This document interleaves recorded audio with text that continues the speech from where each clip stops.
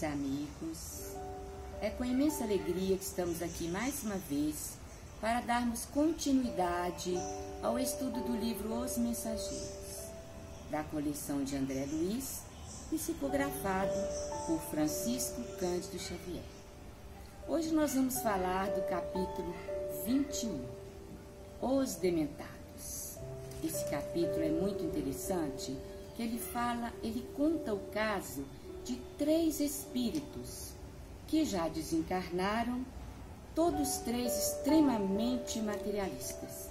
Já desencarnaram e ainda não sabem que desencarnaram. Então eles foram lá reivindicar os seus direitos. Olha que interessante. Então nós vamos ao estudo de hoje, que Jesus disse o seguinte: cada um segundo suas obras. Caros irmãos, desejo de paz e luz, que as bênçãos de nosso Senhor Jesus Cristo nos alcance a todos. Nos encontramos mais uma vez para falarmos sobre o livro Os Mensageiros, hoje o capítulo 21, Espíritos Dementados.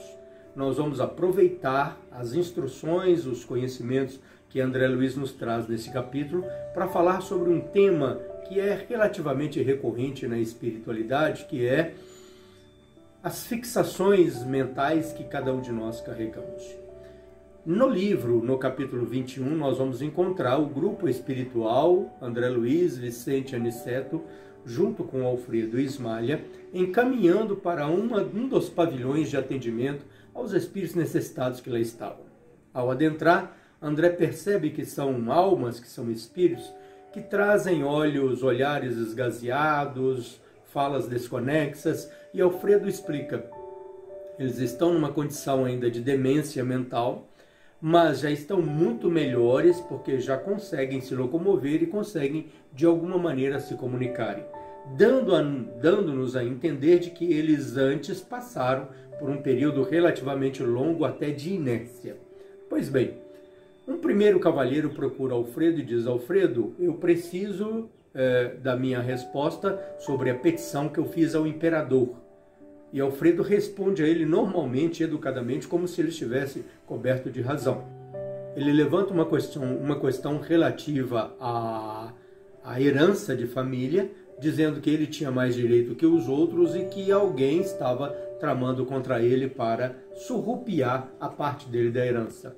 Logo em seguida vem um senhor dizendo que precisava voltar para casa para cuidar da esposa, da fazenda, dos filhos que eram preguiçosos e tudo mais. E em terceiro lugar vem uma senhora dizendo que precisava voltar para casa para cuidar das filhas e da família. Parecem assuntos relativamente normais, assuntos que são temas de nossas preocupações diárias. Até aí tudo bem.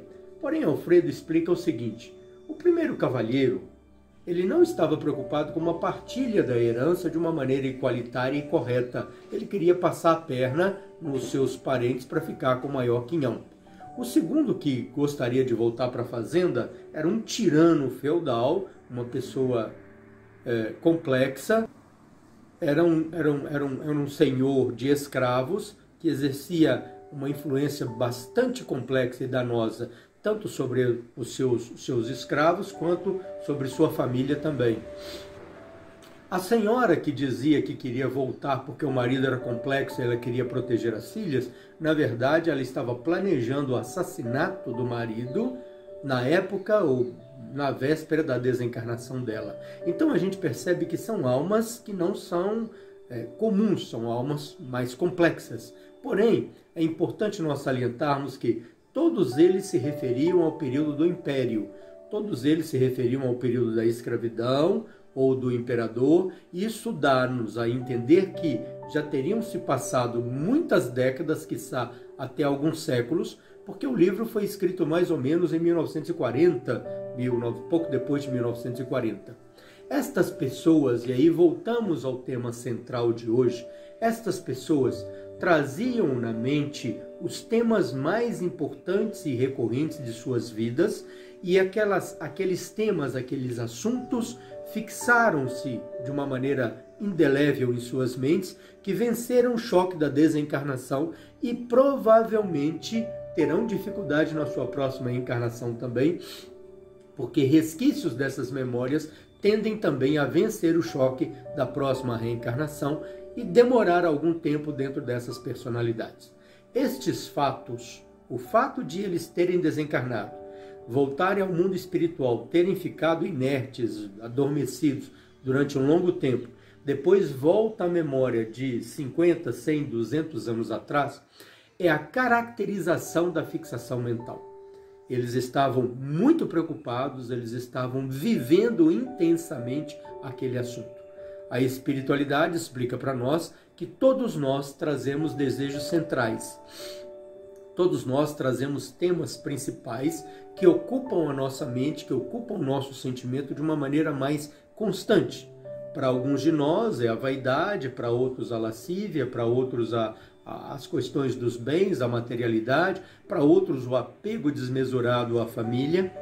Como esses temas são recorrentes, como esses temas são constantes nas nossas mentes, eles passam a absorver grande parte da nossa individualidade. Nós, segundo os Espíritos explicam, somos após a desencarnação exatamente como éramos antes da desencarnação.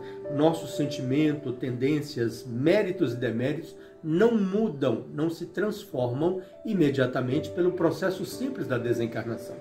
E de acordo com a intensidade deste objetivo, desta gravação, desta fixação mental, este tema, este assunto, pode sim vencer o choque biológico da desencarnação e, quiçá, vencer o choque biológico da próxima reencarnação.